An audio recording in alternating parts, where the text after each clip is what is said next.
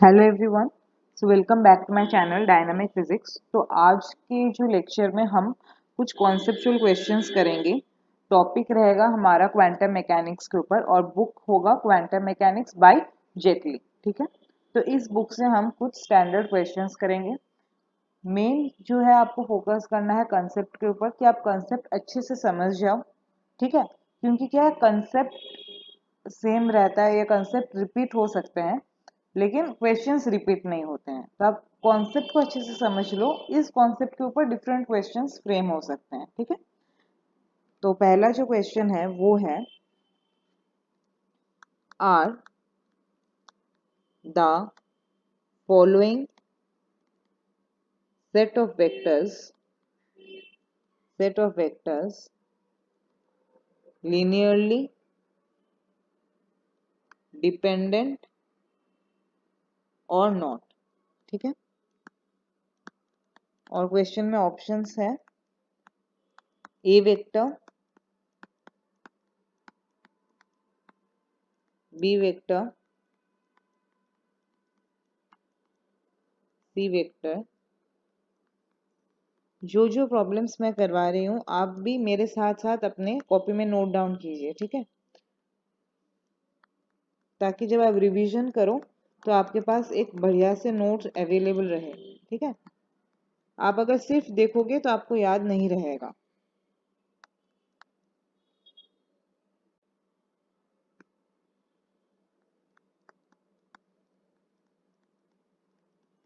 तो इस क्वेश्चन में हमें ये पूछा गया है कि ये जो वेक्टर्स दिए गए हैं, ये जो सेट ऑफ वेक्टर्स दिए गए हैं, ये set of vectors linearly dependent है या नहीं। तो सबसे पहले हमें कंसेप्ट जानना पड़ेगा कि लिनियरली डिपेंडेंट कब कहेंगे और कब हम कोई भी वेक्टर्स को, सेट ऑफ वेक्टर्स को लिनियरली इंडिपेंडेंट कहेंगे। ठीक है, तो सबसे पहले आप ये जान लीजिए कि कोई भी सेट है, जैसे सपोज मैं यहाँ पे लिख रही हूँ summation of i equals to 1 से n तक। ठीक है, a i phi i equals to 0। मैंने ये एक यहाँ पे मैथमेटिकल एक्सप्रेशन लिखा है कि ए i phi i equals to 0, जहाँ पे आई है मेरा 1 से लेकर n तक। ये जो सेट है नॉन जीरो वेक्टर्स के, जहाँ पे ये फाई 1, फाई 2, फाई 3, ये हो गए क्या, set of non zero vectors. जहाँ जैसे क्वेश्चन में दिए गए हैं ना ए बी सी, ये वेक्टर्स हैं, तो यहाँ पे ये फाई 1, फाई 2, फाई 3, ये है नॉन जीरो वेक्टर्स। ठीक है, ये सेट ऑफ वेक्टर्स को मैं लिनियरली इंडिपेंडेंट बोलूंगी। मैं ये सेट ऑफ वेक्टर्स को लिनियरली इंडिपेंडेंट बोलूंगी कब, if and only if and only if. कब, जब मेरा ये जो इक्वेशन है वो इक्वल्स टू 0 होगा और जितने भी मेरे ये कांस्टेंट्स हैं a1, a2, an तक, ये सब की वैल्यू जब 0 होगी तभी मैं इन सेट ऑफ वेक्टर्स को लिनियरली इंडिपेंडेंट बोलूंगी। लेकिन अगर ऐसा हुआ कि इनमें से कोई भी एक टर्म मेरा 0 नहीं हुआ, तब मैं इसे क्या बोलूंगी, लिनियरली डिपेंडेंट। ठीक है, शायद आपको अभी थोड़ा सा कंफ्यूजिंग लग रहा हो, जब मैं ये तीनों क्वेश्चन सॉल्व कर दूंगी ना तब आपको पूरा क्लियर हो जाएगा। ठीक है, तो अभी मैंने आपको जो बताया आप एक बार समझ लो। ये तीनों जब मैं क्वेश्चन सॉल्व कर दूंगी उसके बाद मैं वापस आपको ये वाला कंसेप्ट समझा दूंगी, तब आपको एकदम क्रिस्टल क्लियर हो जाएगा। ठीक है, तो हम ऑप्शन से जाते हैं। पहले वाला जो है उसमें हमें जो वेक्टर्स दे दिए गए हैं, a equals to 3, 0, 0, b equals to 0, -2, 0 और c इक्वल्स टू 0, 0, -1। पहले हम इन्हें वेक्टर रिप्रेजेंट में लिख देते हैं। ये 3 डायमेंशनल कार्टेशियन कोऑर्डिनेट है, तो 3 आई कैप, b को हम क्या लिखेंगे -2 j कैप और c वेक्टर को हम क्या लिखेंगे -k कैप।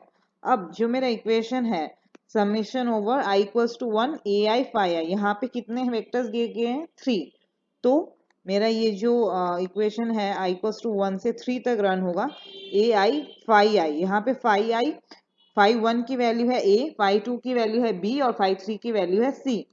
तो a1 a vector plus a2 b vector plus a3 c vector, इसकी वैल्यू इक्वल्स टू 0। यही मेरा इक्वेशन था, यही मेरा इक्वेशन था।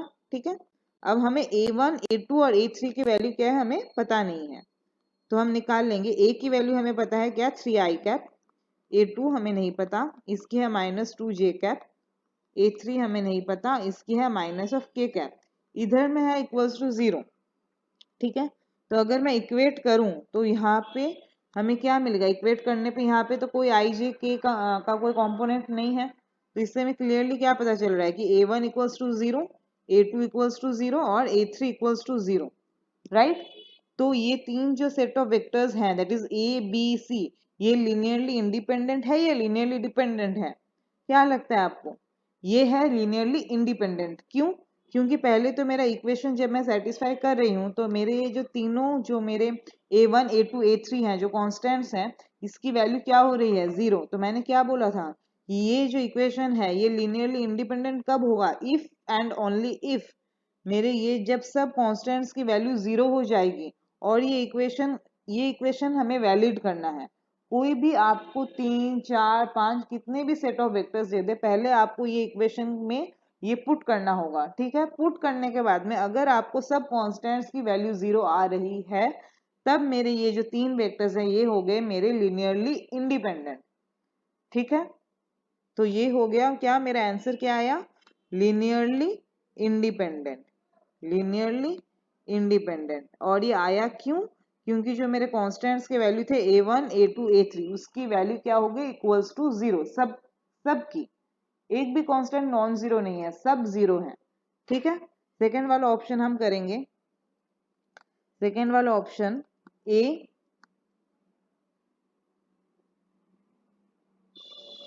है कितना 6 -9 0 और बी है कितना -2 3 0।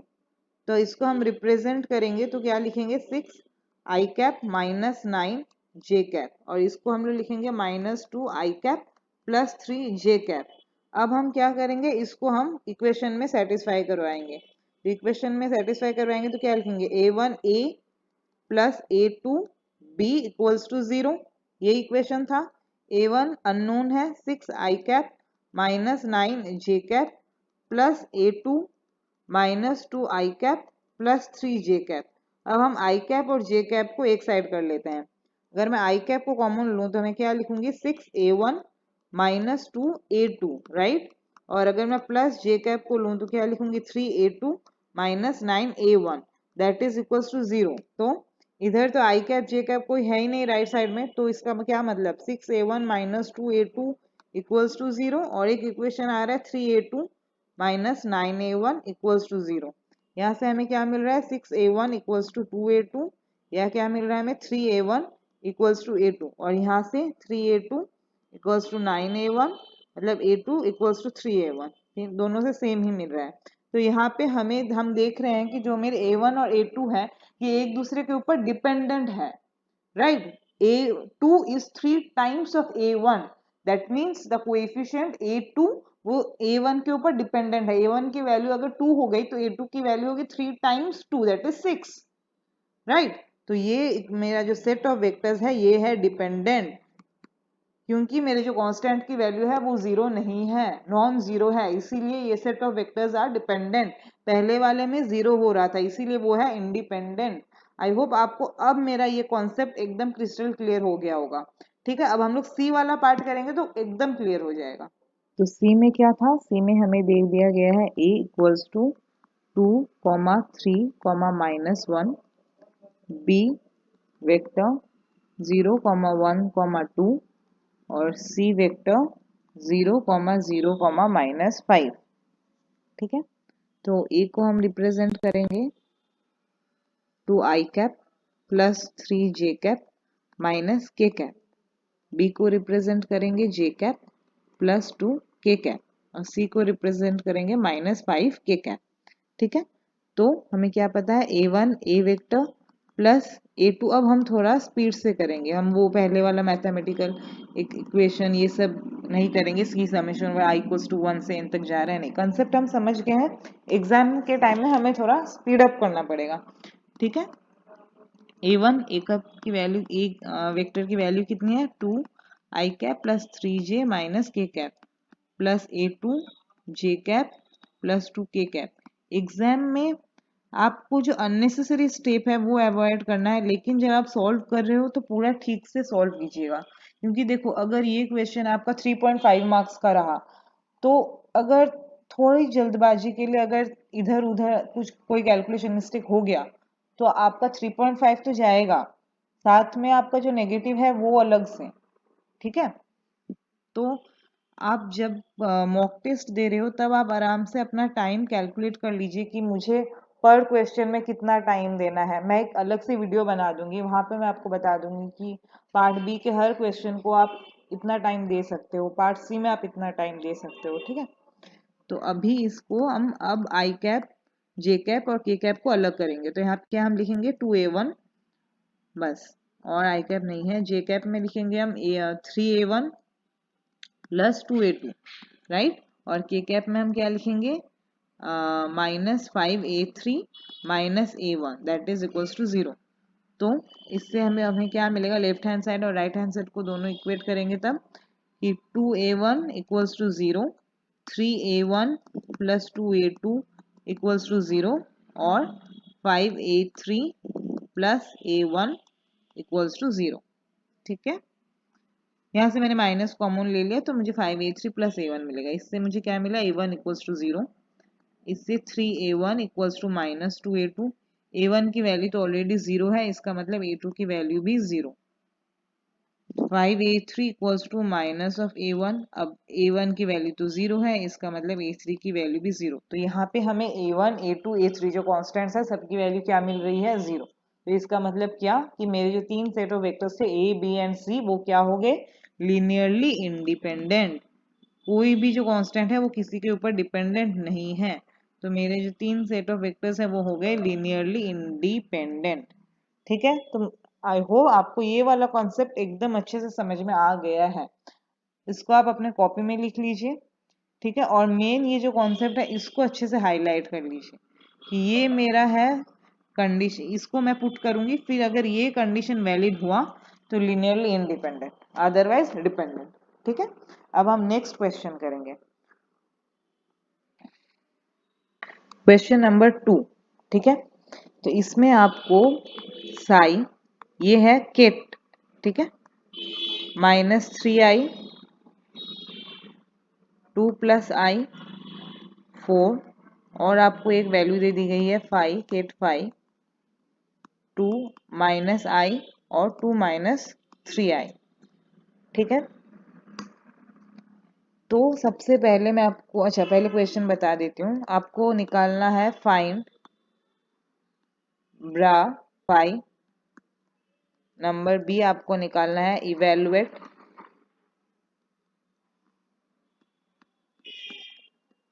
ठीक है। तो मैं पहले आपको दो तीन कंसेप्ट, दो तीन इंपॉर्टेंट पॉइंट बता देती हूँ। हमेशा जो केट्स होते हैं जिसको हम लोग ऐसे लिखते हैं, ठीक है, ये एक रिप्रेजेंटेशन है, ये होगा कॉलम मैट्रिक्स। हमेशा जो केट्स होते हैं वो होगा कॉलम मैट्रिक्स, जो ब्राज होगा जो होगा रो मैट्रिक्स, ठीक है, ये फिक्स रहता है, ठीक है।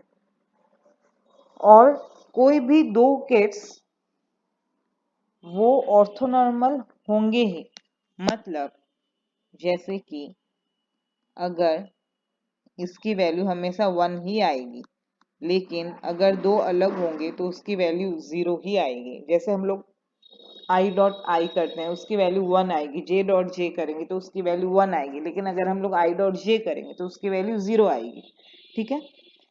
अब यहाँ पे क्वेश्चन में देखो क्या पूछा गया है, क्वेश्चन में आपको पहले निकालने बोला है ग्राफाई, मतलब आपको ये निकालने को बोला है। आपको केट वर्जन दे दिया गया है, केट वर्जन आपको क्या बोला गया है 2 माइनस आई और 2 माइनस 3i, ओके। हम कैसे निकालेंगे? अगर हमें केट दे दी गया है और हमें ब्रा निकालना हो तो आपका जो फर्स्ट स्टेप है वो है जो कलम है उसको आपको रो मैट्रिक्स में कन्वर्ट करना पड़ेगा। सेकंड, जितने भी कंपोनेंट्स हैं उसका कॉम्प्लेक्स कॉन्जुगेट आपको निकालना है। ठीक है, जितना भी जो ये कंपोनेंट्स है उसके कॉम्प्लेक्स कॉन्जुगेट निकालना है आपको। ठीक है, तो अब देखो फर्स्ट स्टेप में अगर मैं जाऊं तो अकॉर्डिंग टू फर्स्ट स्टेप मैं इसको क्या लिखूंगी, -2 -i और 2 -3i। अब मैं अगर इसका कॉम्प्लेक्स कॉन्जुगेट निकालूंगी, जो मेरा सेकंड स्टेप है, 2 का कॉम्प्लेक्स कॉन्जुगेट 2 -i का i और 2 यहाँ पे हो जाएगा +3i। तो मेरा आंसर हो गया, फाइनल आंसर जो मेरा हो गया वो हो गया ये 2i 2 + 3i। ठीक है, ये इजी था। अब सेकंड क्वेश्चन जो था वो हमें बोला गया था हमें स्केलर प्रोडक्ट निकालना है। तो अब हम इसको ऐसे निकालेंगे, ये हो गया मेरा ब्रा और ये हो गया मेरा केट। तो ब्रा तो हमने अभी निकाला 2i 2 + 3i और जो केट था वो दे दिया गया था क्वेश्चन में -3i 2 + i 4। अब देखो मैं आपको एक चीज एडिशनल यहाँ पे थोड़ा मैथमेटिक्स बता देती हूँ। कोई भी दो मैट्रिक्स, ऐसा नहीं है कि कोई भी मैट्रिक्स का हम मल्टीप्लिकेशन कर सकते हैं, नहीं, उसका भी एक रूल होता है। रूल ये होता है कि सपोज ये एक मैट्रिक्स है ए, ठीक है, इसमें m क्रॉस n मतलब रो कलम, ये हो गया रो, ये हो गया कलम, और एक मैट्रिक्स है बी, इसका सपोज m क्रॉस n मतलब ये ऑब्वियसली दोनों अलग होंगे, m1 n2, और ये मैं ये सपोज फर्स्ट मैंने m2 n2 किया। ठीक है, ये n1 is equals to m2। अगर मेरा फर्स्ट मैट्रिक्स का जो ये होता है रो, ये होता है कलम, फर्स्ट मैट्रिक्स का कलम और सेकेंड मैट्रिक्स का रो अगर ये इक्वल हुआ तब ही मल्टीप्लीकेशन होगा। ठीक है, इसमें जैसे हम लोग क्या लिखेंगे, यहाँ पे हम लोग लिखेंगे 1 क्रॉस 3। ठीक है, रो 1 है कलम 3 है, इसमें हम लोग क्या लिखेंगे 3 क्रॉस 1, रो 3 है कलम 1 है। तो ये देखिए ये दोनों इक्वल है, तब सिर्फ तब ही हम इसका मल्टीप्लिकेशन हो सकता है। ठीक है, तो अब हम इसका मल्टीप्लिकेशन करेंगे तो हमें क्या मिलेगा 2 - 3i। तो देखो 2 into -3i plus of i 2 + i plus 2 + 3i into 4। ठीक है, तो यहाँ पे आ गया -6i plus 2i i² -1 plus 8 plus 12i। तो यहाँ पे पहले i देख लो, 12 2 14 -6 कर दो मतलब 8i पॉजिटिव में, और यहाँ पे +8 -1 तो हमें क्या मिल रहा है +7। तो हमारा आंसर हो गया क्या 8i + 7। ठीक है, आई होप आपको समझ में आ रहा है। ठीक है, नेक्स्ट क्वेश्चन। नेक्स्ट क्वेश्चन देखिए, आपको यहाँ पे जो एक्सप्रेशंस जो दो केट की वैल्यू है साई और फाई की वैल्यू यहाँ पे दे दी गई है। पहले आपको पूछा गया है कि यहाँ पे आपको केट कॉन्जुगेट निकालना है। ठीक है, तो इसको हम लोग कैसे निकालेंगे, सिंपली हमें कॉन्जुगेट निकालना है, कॉम्प्लेक्स कॉन्जुगेट, तो इसकी वैल्यू आ जाएगी ये। ठीक है, और फिर सेकंड में आपको ब्रा निकालना है, ब्रा साई। तो इसको हम लोग कैसे लिखेंगे, कॉलम लिखेंगे पहले इसको और फिर कॉम्प्लेक्स कॉन्जुगेट, इसका मतलब क्या ये। ठीक है, ये इजी था, समझ में आ गया। सेकंड आपको पूछा गया ये नॉर्मलाइज्ड है कि नहीं, तो नॉर्मलाइज का कंडीशन मैंने आपको क्या बताया था चेक करने के लिए, this must be equals to 1। ठीक है, मैंने ब्रा निकाल के रखा है यहाँ पे -5i 2i और यहाँ पे वैल्यू है 5i 2 और -i। ठीक है, और हम इसका मल्टीप्लिकेशन करेंगे। देखिए यहाँ पे हमें क्या मिला है 5 5 25 i² -1 माइनस पहले था तो बैलेंस हो गया 2 2 जा 4, और यहाँ पे i² 1 माइनस और यहाँ पे आ गया +1, तो हमें क्या मिला वैल्यू 30, जो कि नॉट इक्वल्स टू क्या है 1। ये कंडीशन था अपना। ठीक है, that is not equals to 1। तो ये नॉर्मलाइज है नहीं, ये नॉर्मलाइज नहीं है।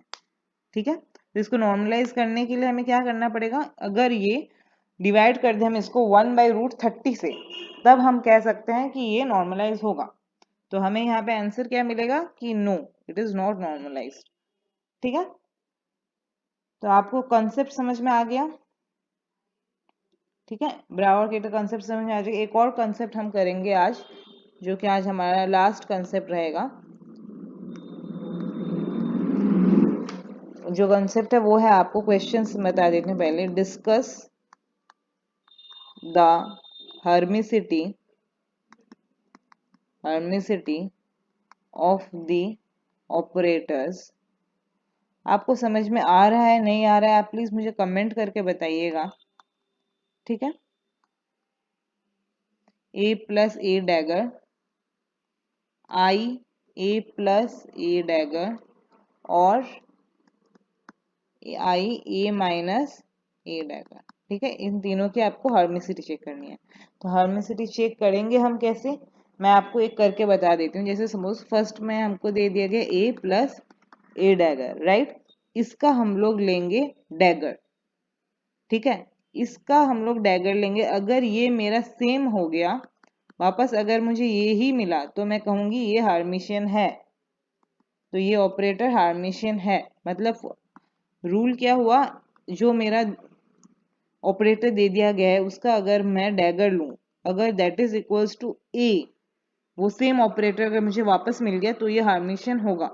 तो मैं अगर इसका डैगर लूं तो मुझे क्या मिलेगा, ए डैगर प्लस ए डैगर का डैगर, दैट इज व्हाट ए। तो मुझे क्या मिला, ए डैगर प्लस ए। तो ए डैगर प्लस ए और ए प्लस ए डैगर दोनों तो सेम हुआ, तो इसका क्या मतलब, ये हार्मिशियन हुआ। ओके, सेकंड में हम ट्राई करेंगे। सेकंड वाला क्या बोला है, आई ए प्लस ए डैगर।